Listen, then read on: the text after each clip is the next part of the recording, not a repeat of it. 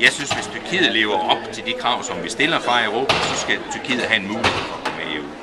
De kommer ikke med de første 5-10 år. De har stadigvæk en lang vej at gå og skal indføre regler, der adskiller deres militær fra deres samfund. De skal respektere minoriteter, og de skal også give adgang for skibene fra Cypern, at de kan lande deres gods i Tyrkiet. Altså der er en lang række ting, som de skal nå i Tyrkiet, før de kan blive med.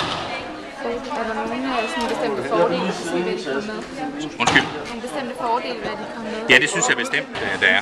Tyrkiet har en helt anden demografi, end vi har i Europa. De har en ung befolkning, hvor vi har en gammel befolkning. De kan faktisk løse hele vores behov for arbejdskraft i fremtiden, fordi de har så mange unge mennesker.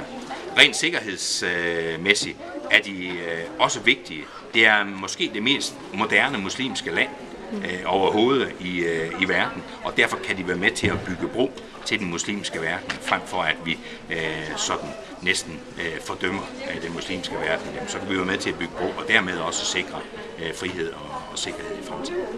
Kan du så kort lige sige noget om nogle ulemper, der kan være, hvad de kommer med? Nej, men det er selvfølgelig den overgang, der bliver, men det tager optagelsesforhandlingerne jo hul på. Jeg kan ikke se nogle ulemper. Nej, det kan jeg ikke, og det gælder med alle dem, vi har optaget. Altså, det er en fordel for både dem, der kommer ind i EU, men det er så sandelig også en fordel for EU.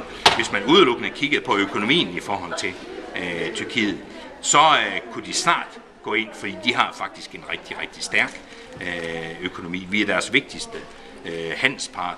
I 2008 havde vi faktisk et samarbejde omkring handel, der ligger på over 100 milliarder euro.